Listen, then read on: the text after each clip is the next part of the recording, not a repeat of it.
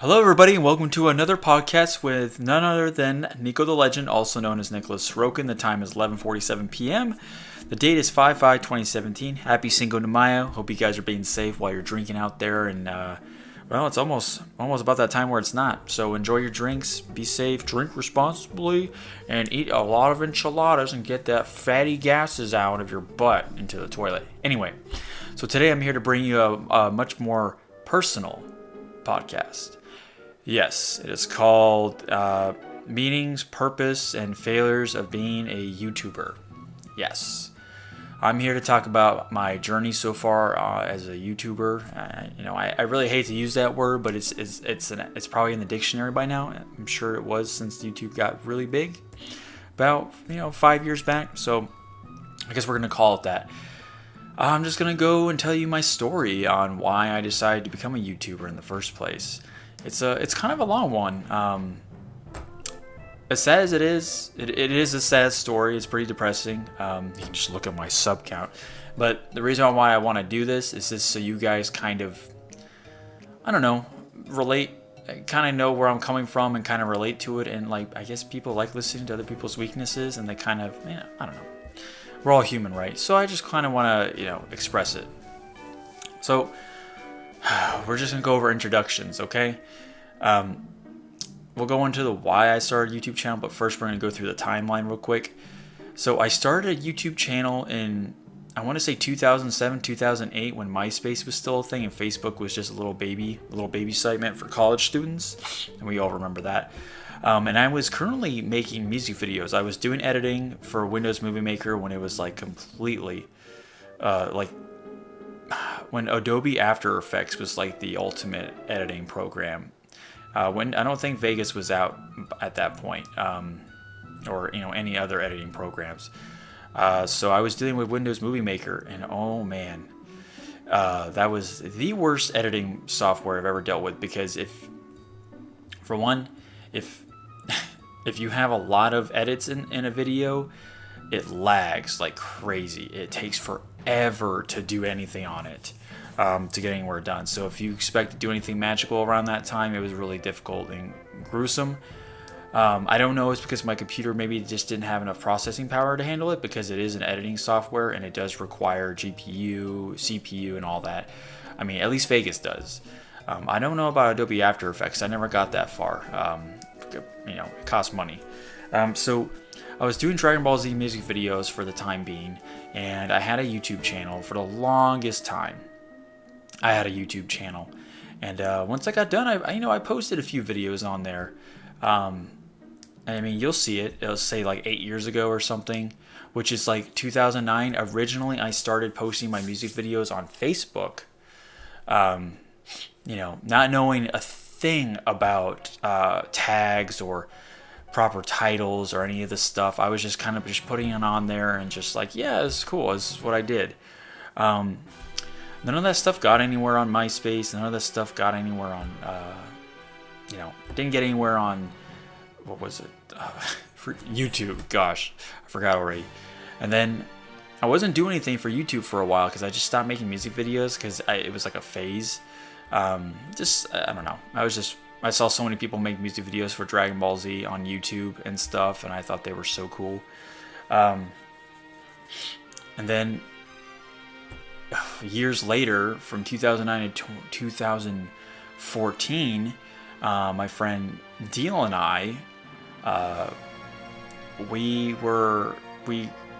got back into the YouTube phase, and he got into it. I guess he did it originally before I did, but we were heavily inspired by the games we were playing, and we had this commentary we came up with, while playing and stuff. It just happened naturally. Also, we were kind of inspired by Game Grumps. I mean, I think we all were, for people that go with the dual Let's Plays with the commentary over, which, it was a big thing at the time. There was a huge boom in it.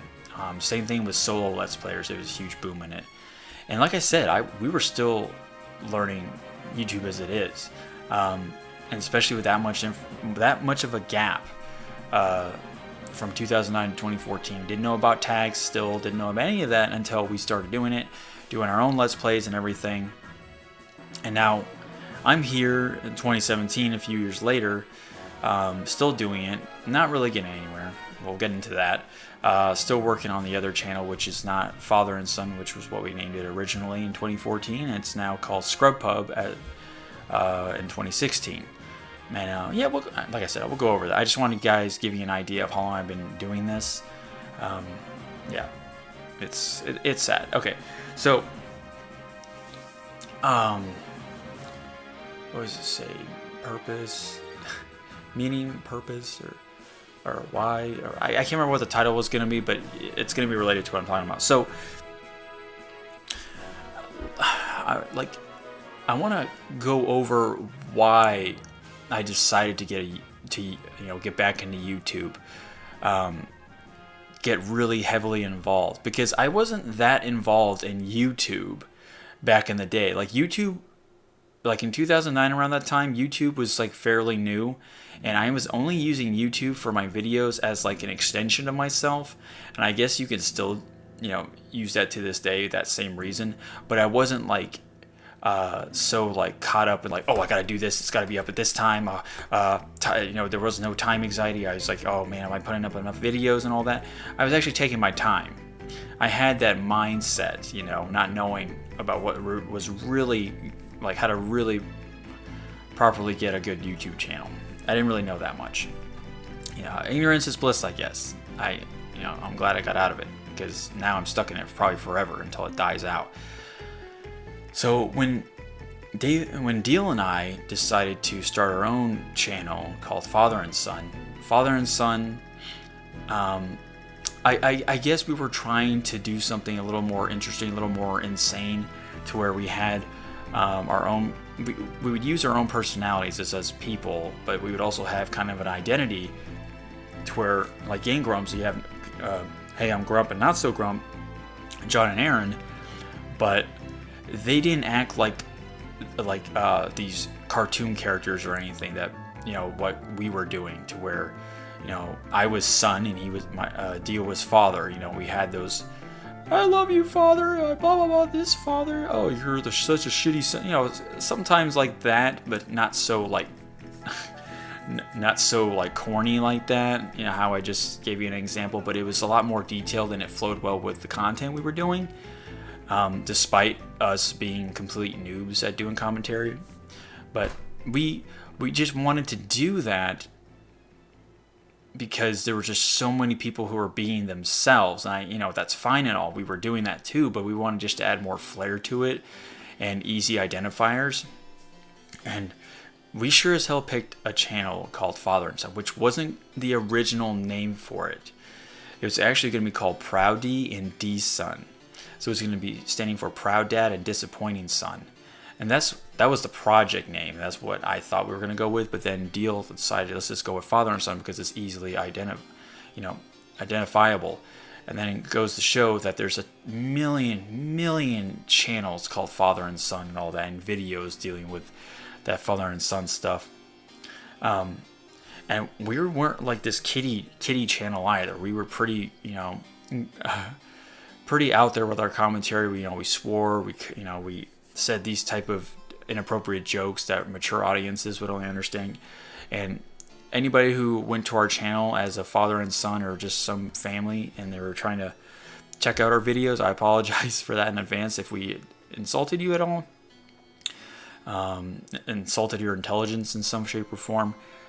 We weren't trying to do that. We weren't trying to be that controversial on things we were saying.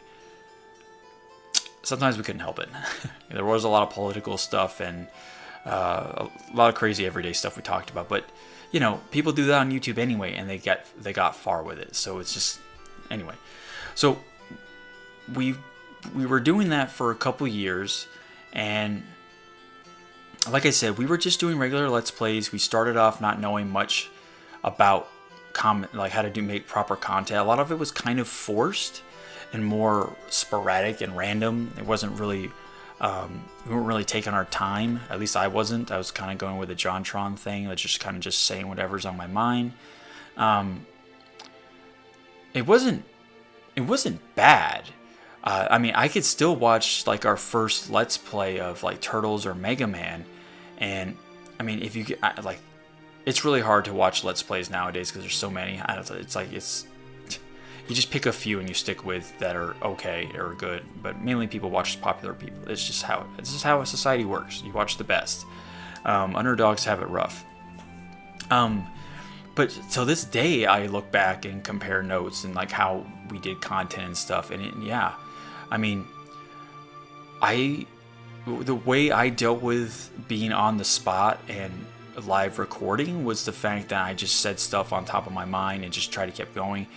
Deal, on the other hand, was a little more taken back by it, because it's kind of a scary thing to do if you're not used to it, because you are on the spot and you're being recorded live. There's no camera, but you're still talking to the camera, and it's like you're imagining that you are performing in front of a crowd, because people will see it. So that took a while to get used to that completely. I mean, we did a lot of games before we actually started to own the skill. All it took was practice and just, I don't know, it was like a switch came off and on. Like, we weren't really expecting it. It all started with Resident Evil 4. And it was interesting how, like, not nonchalant, but relaxed we were, and how we took our time and actually thought about what we were going to say.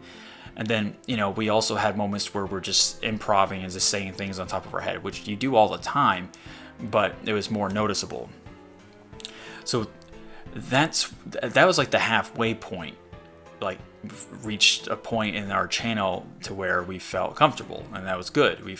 Him and I were able to bounce jokes back and forth, although it didn't work all the time and they didn't go anywhere, which is fine, because that's just what happens with jokes. I mean, Game Grumps does it too.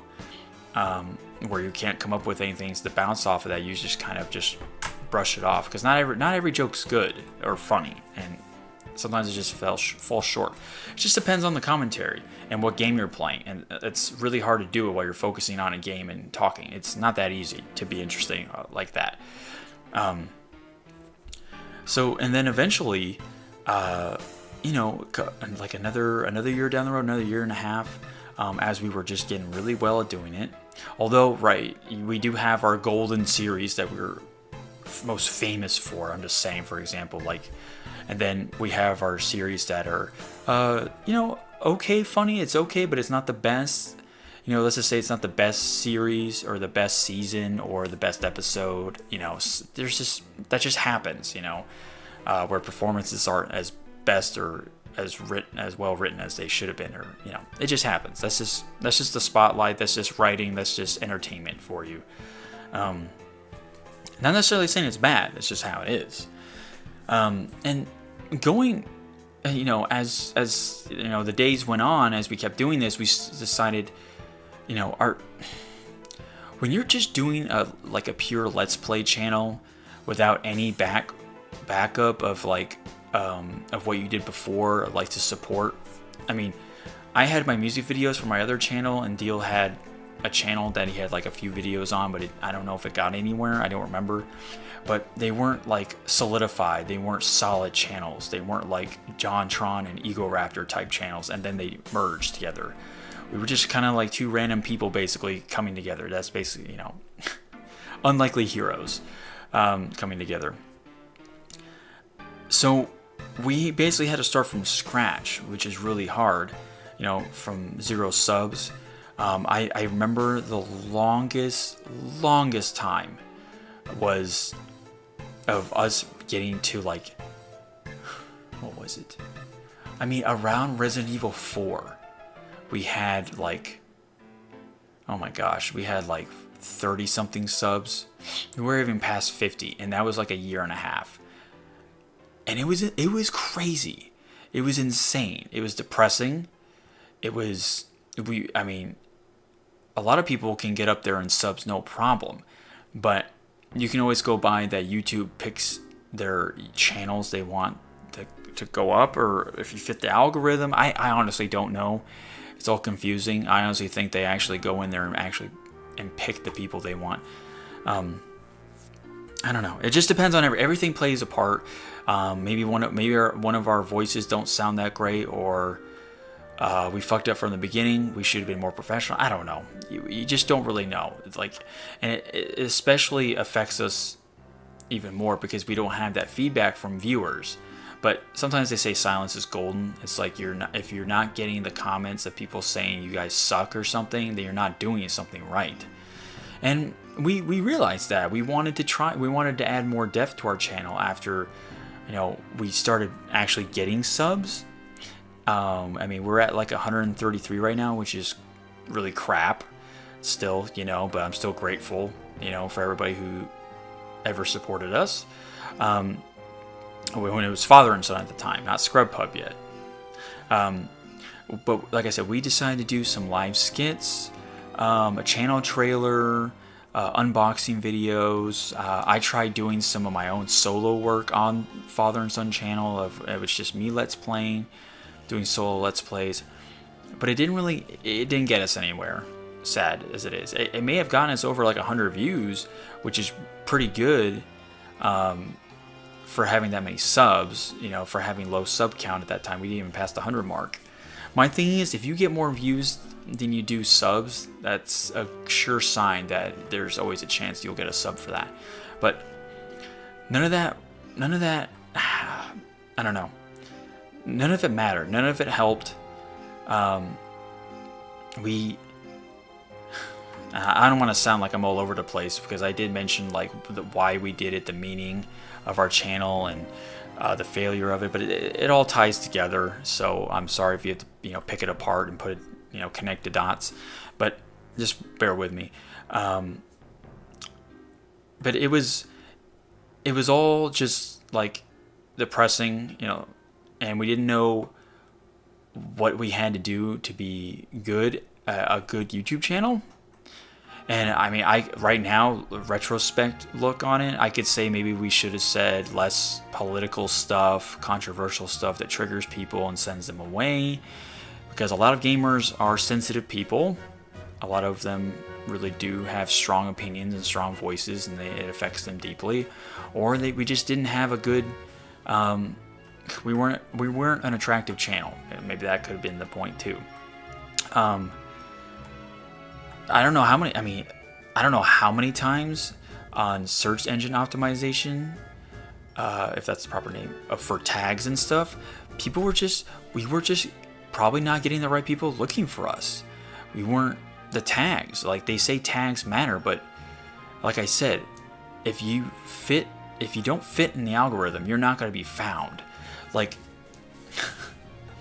I don't know how many times I try looking up our stuff just by like default, like Dead Space this, Dead Space that, or Turtles this, but no.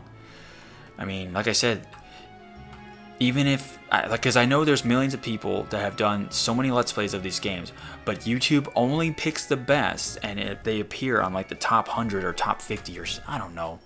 You know what I'm saying? Like, you got to do some deep digging and get lucky for someone to find you. And we were always waiting for a lucky break after all the work we put in, because I don't know how many hours I've edited on our channel. I've edited quite a bit. It's just an insane amount. We have a lot of videos on our channel, and I do think they're quality videos. I really do. It's just a damn shame that we never got really, I don't know, just never got the right strategies down. We didn't promote anything really besides maybe the Halo 5 console unboxing video, but other than that, we weren't trying to go further beyond. Like, there was probably so many ways. I always thought about when I was at University of Central Florida of just making like cards and giving it to people that pass by. I'm like, hey, check out our YouTube channel, we're pretty funny, blah blah, and have people look at it. Like, the thing is, the internet is so much more picky, and when you're actually confronting people personally and giving them something that they can maybe enjoy, then that's different. That's more personal. It's like you went out of your way. We're safely behind bars, behind a screen when we're like trying to promote our channel and stuff. And I understand the internet is a thing that's always going to be in the now, and people look up that stuff, but sometimes the old-fashioned, sometimes you have to go back to go forward. You know what I'm saying? So I always wanted to do that. I was just always scared to do it because it's kind of embarrassing. It's like, oh, a YouTube channel. It's like, what the hell? Who's father? I don't know. But sometimes that's what you have to do. You have to face the humiliation. And I'm ashamed that I didn't get a chance to do that. So, and plus, it's like I said, it's really hard to keep people entertained when there's Game Grumps around and Markiplier and PewDiePie, those freaking monsters. So, but yeah, that's looking in retrospect. And eventually, we got to a point in our channel to where I was thinking, besides getting the tags situation correctly, I don't know how many times I changed the tags, but anyway, was our YouTube title, our aesthetics. I was thinking that like maybe we need a new makeover, maybe we need something better, because that's what you do to give yourself a more attractive name, a more catchy tune, or whatever you want to call it. Even though it was too late, I like the name Scrub Pub. We changed it to Scrub Pub. We made a new intro with animation and all that jazz. It was something that I decided that we should do because I really thought that people weren't being lured into our channel. We didn't have a good enough hook because of our channel name. And also, I don't know, maybe our intro, or I don't know, just something, right? It could be one little thing and people get completely butthurt about it and they pay no respects to you. I don't know. I mean, it's all about networking too. I mean, we have some pretty good YouTube friends that have mentioned us in their channels and stuff and try to get us to be, I don't know, somewhere, but it's hard. And this is where it starts going on a real good decline. Like, it's depressing. A lot of people give up. We could have given up. I mean, I don't know how many times that I've had Deal not motivated to record because he realized that we're not going anywhere, but I just was too stubborn to let go. I didn't, because my philosophy is that it doesn't happen overnight.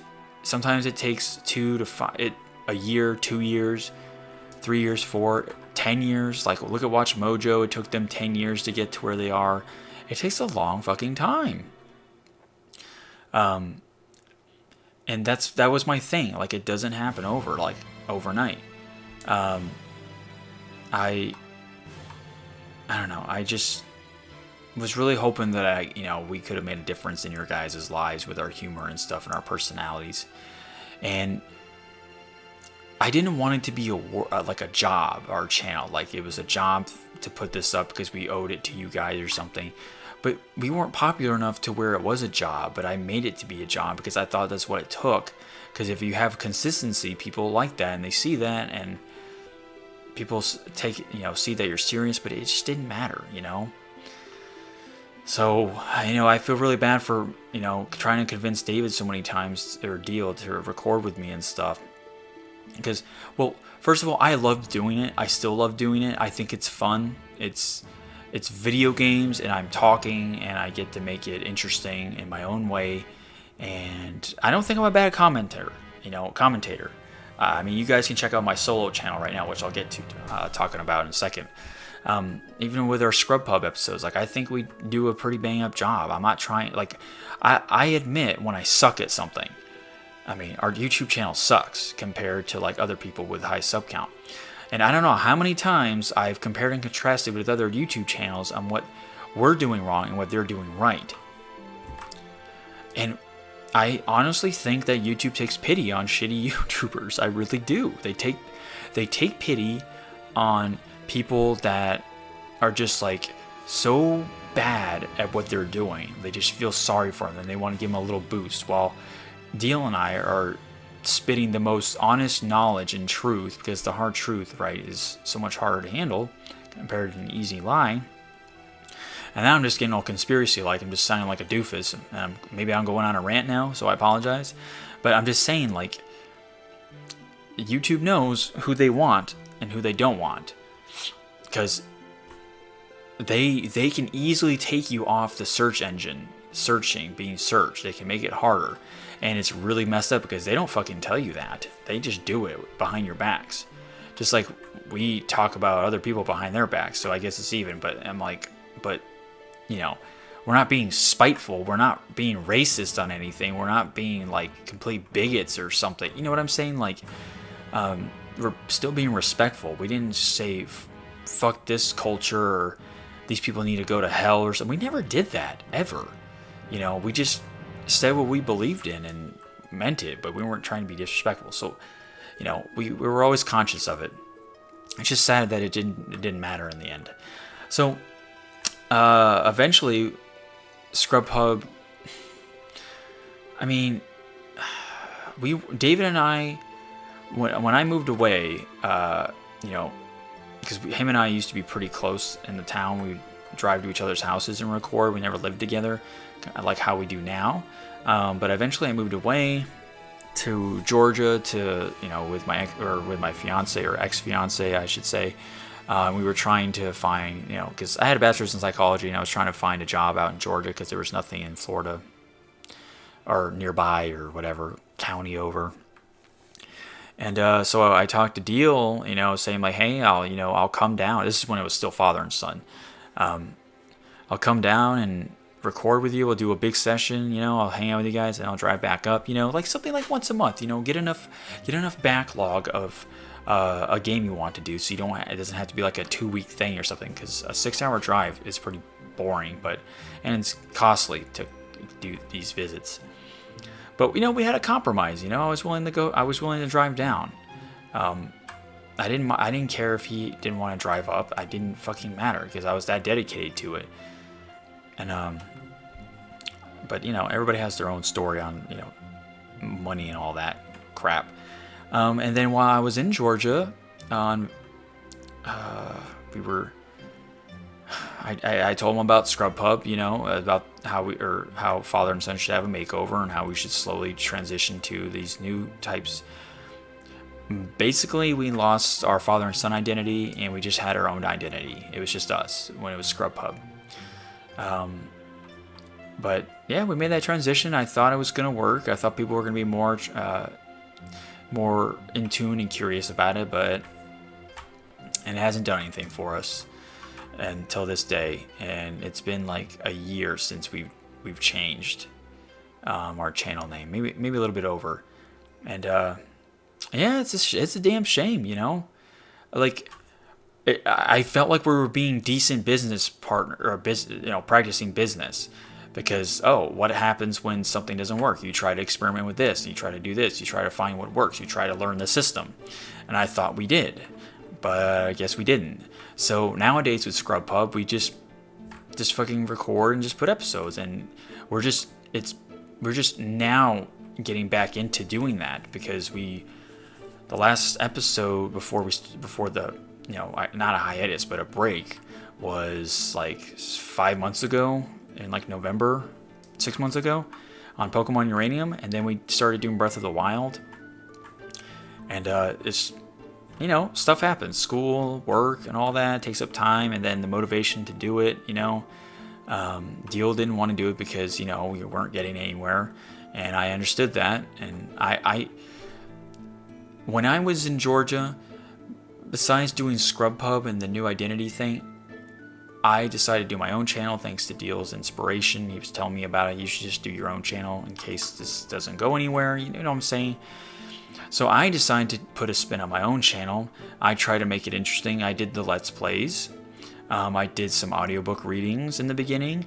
My Pokemon Go episode, it was a live action episode, which I was going to make into a big series, but my ex-fiance didn't want to take turns, me being the boy in one episode and her being the girl trainer in one episode. But so that fell flat real fast, and we got some decent views on the channel overnight.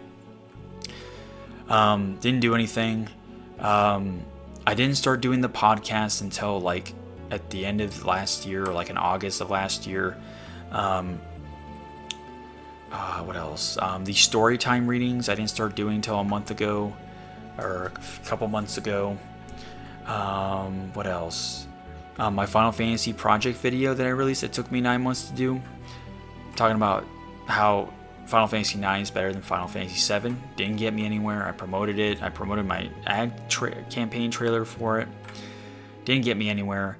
I'm stuck at 35 subs. I thought I was getting somewhere because I was getting in the beginning when I started doing it, I was actually getting some attention, and I thought I was going to actually go somewhere, but it didn't go anywhere. And I was way less controversial on my Let's Plays than ScrubPub was, or just everything I did. But, I was trying to go out, like nowadays, I'm trying to be a different channel. I'm trying to have things that people can enjoy, like montages, Let's Plays, podcasts, story times. It's a whole bunch of stuff, and like what I'm doing now.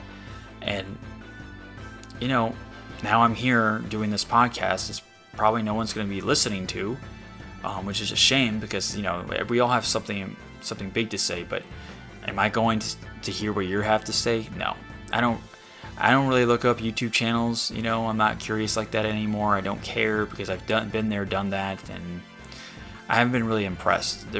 I'm only watching like the real close YouTube friends I have that I've networked with. And maybe that's my problem. I'm not networking with enough YouTubers, but I don't want my channel and its comments to be solely based on people subscribed to me that are YouTubers. You know what I'm saying? Like, I don't want that. Because then it's just like, oh, sub for sub. I don't believe in sub for sub. If you have a good channel, and I'll sub to you. And if you don't want to sub to my channel, that's fucking fine. It does suck because it's like I sub to you but it's not like, hey man, you owe me for subbing to you. You know what I'm saying? Like, if you didn't like my stuff, you didn't like my stuff. That's the hard truth right there. But I'm being patient. I mean, I'm trying to add things here and there, try to take things out that are too much, and I'm still enjoying it. I want to get somewhere with it because I love video games. It's fun. I think I have interesting things to say. I do streams now. I started to do the stream scene since January, but it's not really getting anywhere. But that takes patience. It takes time too. People think it happens overnight. No, it doesn't. A lot of people get lucky breaks. They get people that find their videos and then they tell their friends, and then that's how you get the views up. You have to get lucky. You really do. It is a lot of it based on luck. Skill does play a role, but if someone's finding your video and they click it because you're somehow on the top search engine, they found you and they click it before even judging that you're going to be funny or not. And if they leave your video not paying any attention to you, that's different. But they still came in and watched it. I mean, I'm not saying that we never had that opportunity, but there's nowhere as close to a lucky break for us that some people get. So yeah, I mean, what having a YouTube channel, what it means to me is that it, like I said, it's an extension of my opinion and my personality in some type of shape or form, entertainment, some type of entertainment value to it, and it's art. It really is art. Entertainment is its own art, and I hope to keep doing it for you guys. I enjoy doing it, and I would like to see it get somewhere. Like I'm not even asking for like 1,000 subs. I'm just asking for like a consistent sub count, like a sub every week or something, or this every. It's like I'm not even trying to expect so much. It's just insane, But I completely understand you guys where you're coming from. You pick and choose and you stick with it, and if you want to watch the best, that's understandable. That's just how it goes. Underdogs take a long time to come out on top. It takes a lot of work and patience. So, like I said, I'm being patient. Is there anything else I wanted to say? Oh yeah, like I said, just the meaning of the YouTube. I also do other things besides the YouTube channel that are creative. I haven't played drums in a while because they're not assembled yet due to my housing situation right now. But I'm a drummer. I'm a writer. I'm an author. I'm writing my own short story and my own book right now. I have a job. I have a bachelor's in psychology. So, I'm an editor. Like an editor is its own job. So you guys can get where I'm coming from. It's great to be creative, and I can just say jack of all trades, master of none. That's basically how you see it. But I don't mind being a jack of all trades. I like being more knowledgeable and then only being knowledgeable in one field, because I don't think that's how us humans are supposed to be. So I commend people who are able to do all of them and have quality work for it. But I think I'm doing that too. But that's just me. That's my opinion. So I'm just happy that Deal and I are recording for Scrub Pub, and it's fun. I really do enjoy it. It's it's a good time for him and I to come together and play our favorite games and just dick around or just talk, whatever you want to call it. And then when I'm doing my own thing, and yeah, it's like I said, knowing that your channel is where right now is a failure, it's failing because nothing's going on, it's stagnant, it can be really depressing. And I understand why people quit, because it's just a waste of time. You can think that, but this is the process of elimination. This is how they weed out people, and I'm not gonna let that happen, because I feel like I deserve, but I feel like I'm doing a well enough job in my own eyes. But I'm just blind optimism, folks. Anyway, I'm sorry if I didn't cover anything what I was trying to talk about, but this has been a podcast by none other than NikoTheLegend, also known as NikoTheLegend, and the time is 12:23 a.m. Date is 5/6/2017. So Cinco de Mayo's over, guys. Sober up and go to bed, okay? You got kids to take care of and jobs to work out. So thanks for listening, folks.